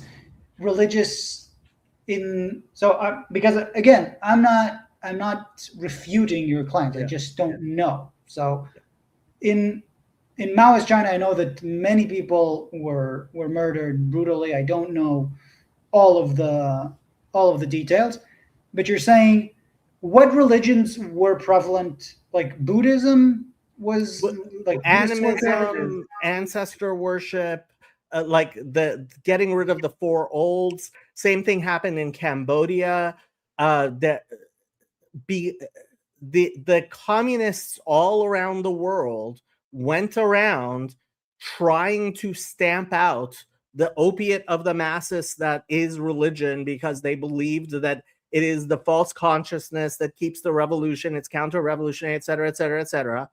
And yes, they murdered people specifically because these people were religious.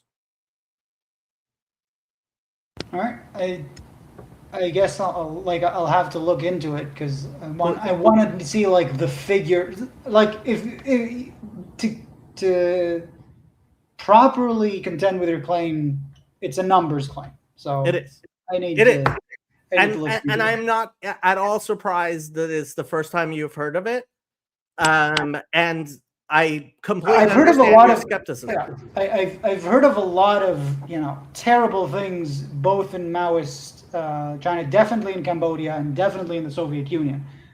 The notion of specifically atheists that are pursuing anyone with any religious affiliation, So with there- massive there- murdering, that's not something I'm familiar with, and I would like to know if that's something. Yeah, so there's a reason I point people specifically to this group, because they very much documented what they did. The League of Militant Atheists. This was a group in Russia, and from 1925 to 1947, they had. By the beginning of 1941, it had about 3.5 million members, 96,000 offices in the country, right? And they're like, how you want to count the number of people that they actually murdered? they're apikairis, right? So this was the Yiddish version of their newspaper. Like they went around terrorizing people and murdering people, and large numbers of people were murdered. You're saying like somewhere between 1 million and 10 million? That if I, unless I'm completely misremembering my numbers, yes, there were credible numbers. Because that is also a large, like if it's 1 million, let's say, then certainly more people throughout history have been killed for religion than 1 million. No? Have they? See, this is the thing. Historically, we have not had as nearly the large number of people in history as we have in the past 200 years. Yeah. And murdering people wholesale was a lot harder. So the numbers, I mean, I completely understand when people say, let's talk proportionately, etc., right? But when you're talking raw numbers, it's very easy to count up the bodies on the that atheists have caused, and way overdue any numbers you could possibly make realistically for historical figures. It's just that scale of murder was pretty hard to do before the 20th century. I think like not religious context, but I think like of battles of the Roman Empire where 80,000 people were killed, and I'm like, that's a lot. I would assume that like less people were involved since they were so much fewer people in the world, like 80,000 people in a single battle. So I get the point of like less people, but I don't know. It's intuition. I don't. That's just what I'm thinking about. Which like, if you go through all of those centuries and you have like 100,000 here, 100,000 there, it should amount to more than 1 million. That's the thing. That's the thing with using equal weights and measures. I have to say, when people oftentimes when they try to do this, like they will only count those people that the League of Militant Atheists killed because they were priests and nuns, but then they won't count the people who then they'll count anybody who died in the Crusades. And it's like, well, in the Crusades, they also did a lot of looting and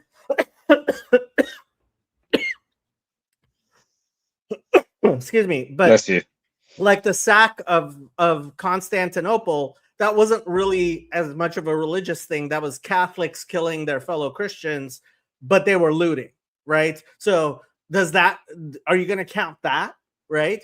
So that's another reason. I mean, I've actually had this debate several times with people, as you might be able to tell. But like my two things are actually take the time to use equal weights and measures, and pay attention to, like, yes, there was actual declared explicit, we are going to kill you because you believe in a god. All right. So I think maybe for the purposes of like not my obsession of getting the numbers right and the point that you're trying to make, you're saying, let's say, not in the sense necessarily of comparing. You're saying atheism as like it's portrayed in these movements. You're saying you would prefer any of the religious options available, including the Islam that you escaped from, compared to what you see in things like the militant atheist league of the Soviet Union. Just in general, anybody who does not believe in an afterlife, like not believing in an afterlife, creates incentives and a willingness to do shit that has been absolutely murderous in human history. Yeah, because if you think about it, if you're going to be judged, if you do things and you know, okay, I'm going to be judged on, like, once I die, right? That in the back of your mind is going to make you be like, I need to maybe think twice about my actions. But if you think, hey, I'm not going to be judged, whatever goes, YOLO, you're going to do whatever. Like the Bible says, you know, if there's, eat, drink, and be merry, for tomorrow we die, right? Like you just do whatever you want because there's no point, which is why we've gone into nihilism, which is very dangerous.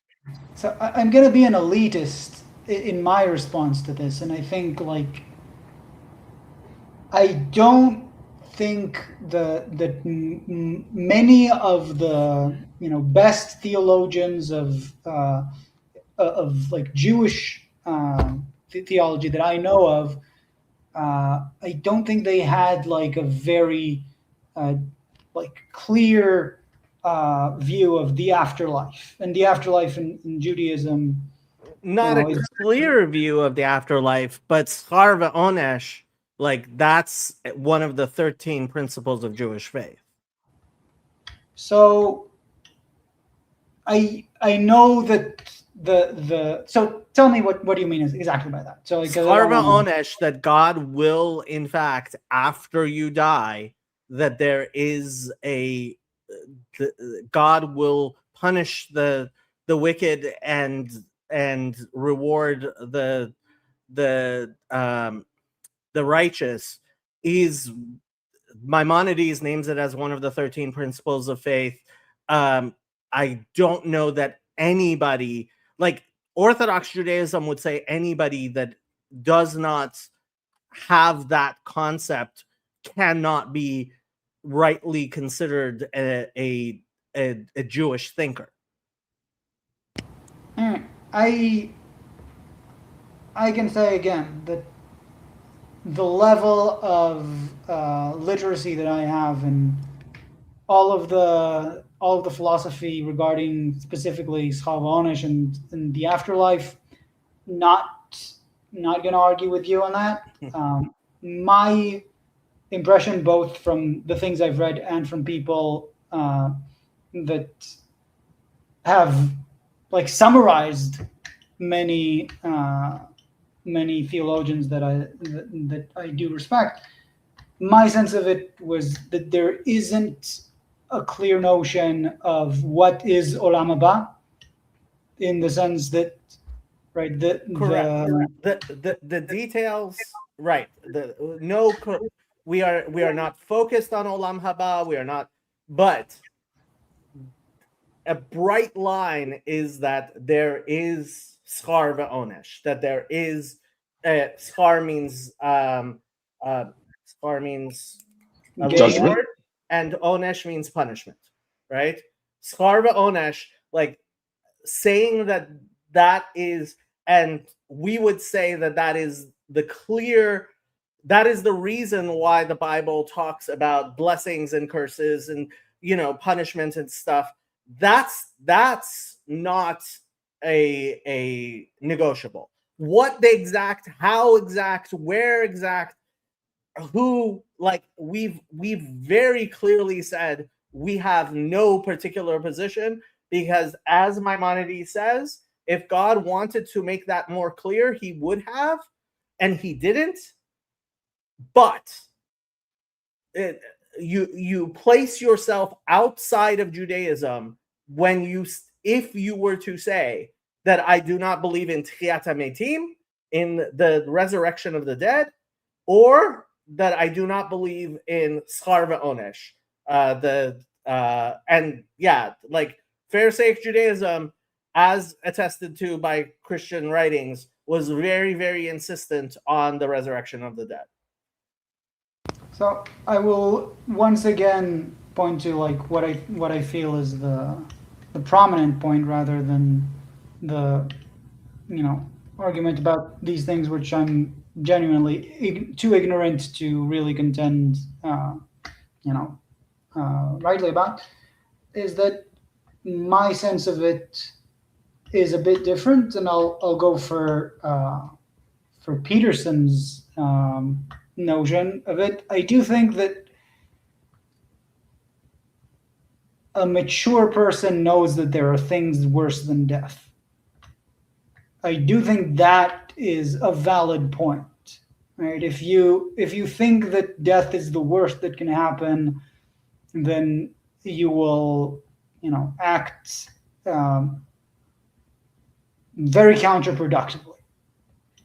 I don't see the evidence of saying, like, if there's no afterlife, then a person would, suddenly become unhinged. And I do think, as I was saying, that it's an elitist view. You could say, like, to say, well, maybe I don't want to live in a society where this is the guiding principle, like, because I do think that religion does something for all of the people that I could never really care for, or not care for in terms of care about, but really engage with deeply, because there's too much difference in culture, in experience, in the way, like in the level of abstractions that we think in. So I'm not gonna completely refute the notion that, like, maybe it's not a great organizing principle, and it could be like, I'm not sure I would run that experiment, right? Living in a society where that's what everyone's guided by. But it is an experiment that has been run. That's the problem. Communism, 20th century. Again, this is, if you're gonna pin on me like that was not real communism, that's not what I'm saying, okay? Like, but like the idea of taking everything that happened in an area, or a limited area, geographically, culturally, with all of its history and all of its context, and saying, like, this was a testing ground just for ideas, I think that bears more consideration. Obviously, and I have to say, okay, we are basically only talking in the 20th century, and I think this was Peterson's point with Nietzsche, and we have killed God, and no amount of water will wash off the blood, and the idea that was prophetic for what would come from the various societies that did come out of atheism. But at the same time, I have to say, this atheism, which is a product of the last 200 years, and this is, I think what Simpleton was alluding to, right? The idea that religion is the extended phenotype of humanity. I think even Dawkins has suddenly come to the realization that that is true, right? And this goes all the way back to when we first started talking. Oh, and I said, God have mercy on the souls of the people who truly do not have a religion, because I do see them in my office. People who actually don't have a religion. I'm not talking about what? What characterizes them? It confusion, depression, anxiety, and to some degree schizophrenia. So you're saying, and you're saying, like, how have you deduced? So you're seeing all these negative things, and you're saying they truly don't have a religion. They don't have a theology, right? So I would never say of you, Gilad, that you don't have a theology. You were raised with very specific values and very specific guidance in what it is to be a human and what it is to be a good human, right? What I see in some of my patients is people who grew up as children of the 60s with no direction, no theology, right? Like absolutely no theology. And either they found something, and some of them do, and they find various things, and sometimes those things are a lot worse than, because I mean, if you're looking and talking about the Lindy effect, right? Like the religion you made up, I guarantee you, is going to be far worse than any of the bad religions which millions of people have lived by for at least hundreds of years. Like Okay? Jonestown. Yeah, exactly. but then there are people who genuinely don't have a religion, genuinely have no theology. They have no concept of what it means to be a good person, because they were actually not taught in any way that this is how you orient yourself in the world.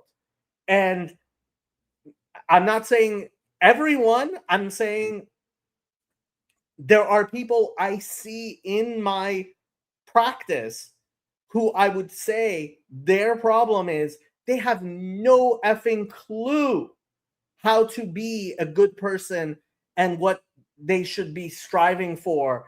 And it's crushing. It's absolutely soul destroying. So it's a semantic point, but when I say I'm an atheist, right, I don't mean that. I certainly don't mean that I am a nihilist and that I feel like that there is no value or no guidance or there's no difference between what the model or the image of a good person is like versus the image of the villain or the fallen person is like. So, but I guess maybe, and correct me if I'm wrong, but I think that the contention I have towards you is that I see that in other figures that I see throughout history, or like even just recent history, that called themselves atheists, that felt that they can't live within the religions that exist around them, but that I resonate with, and I have a connection that I feel like they get it in a similar way to the way I get it. Right. And what I would say to that is, and I'm being provocative, I don't believe in atheists. I say that a lot. I don't believe in atheists. These are people who have theologies, usually theologies which I would characterize as classically theist.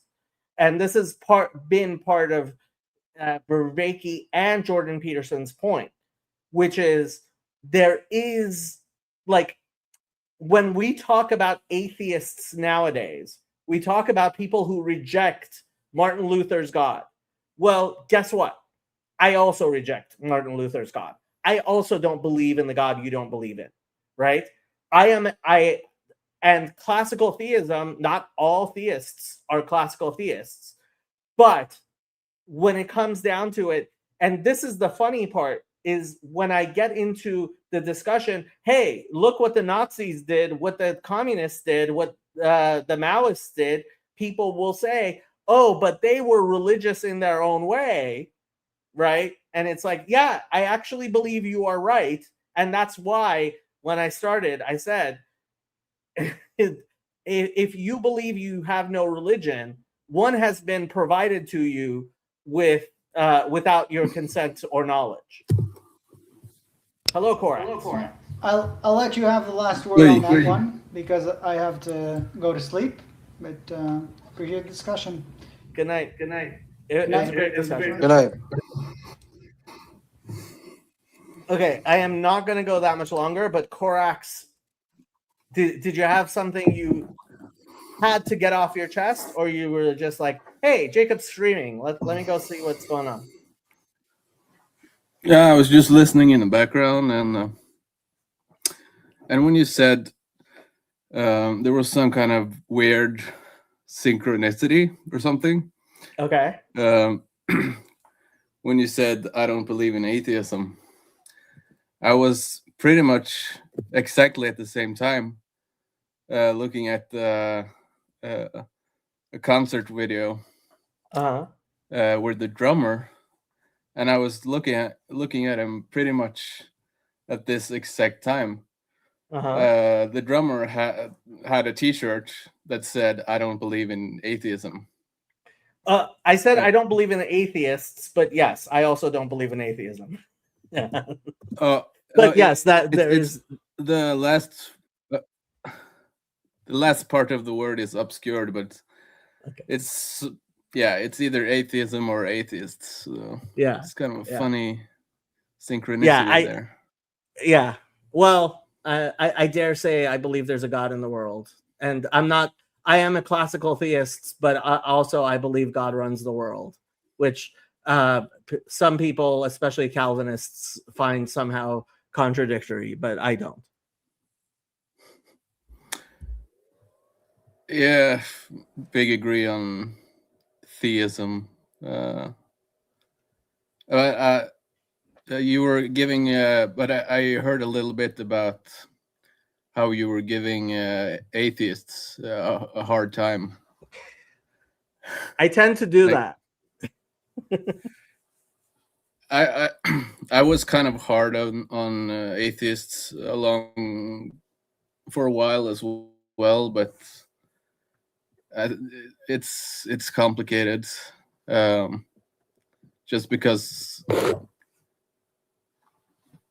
yeah, I mean, I have to say, devil worshippers are worse than atheists. Oh yeah, but there are several. There are several ways of worshiping the devil. You know, there's kind of the atheistic Satanism and like the LaVeyan. So it seems like, yeah. And then there are certain forms of Islam. Yeah. Yeah, the Islam question is also interesting, I guess. I'm less hard on the Muslims these days as well. Well, you obviously didn't grow up in Iran like I did. Okay. I am actually going to shut this down. It's been 2 real hours. quick before we end. Yeah, I was wanted going to give everybody a chance to talk. So cool, Kid Kirk, you can be first. I was just going to ask when the next time Yosef, not Yosef, Hezi and Ben are going to stream. I think they've been doing Tuesdays, haven't they? No, I haven't seen any. Prayer or any studies recently. I don't know. Ask Hezi or Ben. Ben and I have resumed our Bible studies on Tuesday evenings, so we've started doing that again. And we did that this past week. So last words, Kirk. Anything you wanted to say? I don't know. Go to synagogue and pray. Same Go advice to as always. synagogue and pray. I agree with that. I should do more of that. Simpleton, last words. I'd like to say thank you so much, everyone, for the conversation. Thank you, Jacob, for hosting. My last words would be: go to church, be cultivated. People have been asking if you have a channel, Mhm. Simpleton. You might consider starting a channel. You Me? not only have a voice for radio, you have a face for television. I mean, Yeah, I'm still a young person. Young people should be listening. Elderly people should be speaking. So as the Mishnah says, there are old wineskins there are new wineskins with old wine in them, and old wineskins that don't even have new wine in them. Korax, what do you have to say? I think he I would. I'm more of a church guy, but I wouldn't mind being invited to a synagogue either. You know. If you come to Los Angeles, I will take you to synagogue with me. Yeah, that would be nice. Then Okay. I would have to. Then I would have to crash on your couch as well, I think. Crashing on my couch is something that people have done in the past. Speaking of people, Andrew, what do you have to say for yourself? What's good, chat? Long time no see. Sub with Twitch Prime. That's about it, really. Okay, people. It was good talking to you. Probably not gonna. I am doing my Bible study with Ben on Tuesdays. Probably after Simchat Torah, we're going to do something else because that's what Ben said. We haven't decided what, and I'm probably not going to stream again until Sunday. But later, people, I will leave you with this song, As Most Kebar Most, which is a poem by now I'm forgetting his name, but a 1,000-year-old poem. It is from us that is upon us. We are the cause of our own misery.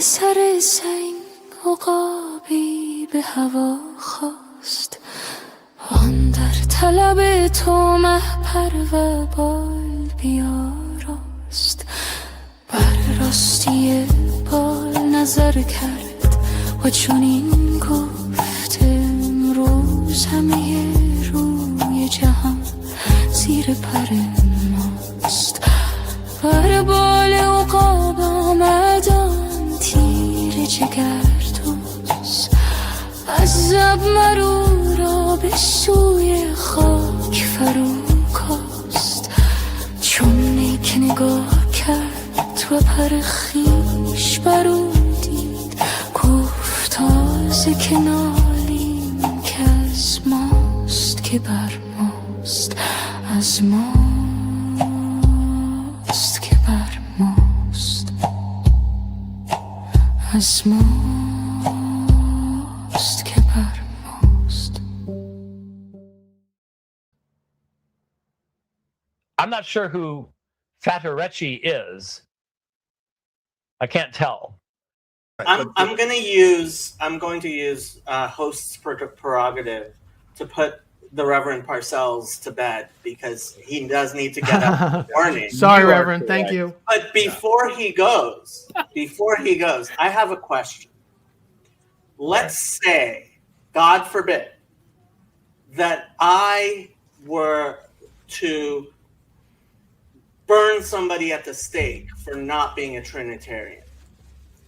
And I did not repent of that. Is that a salvation issue?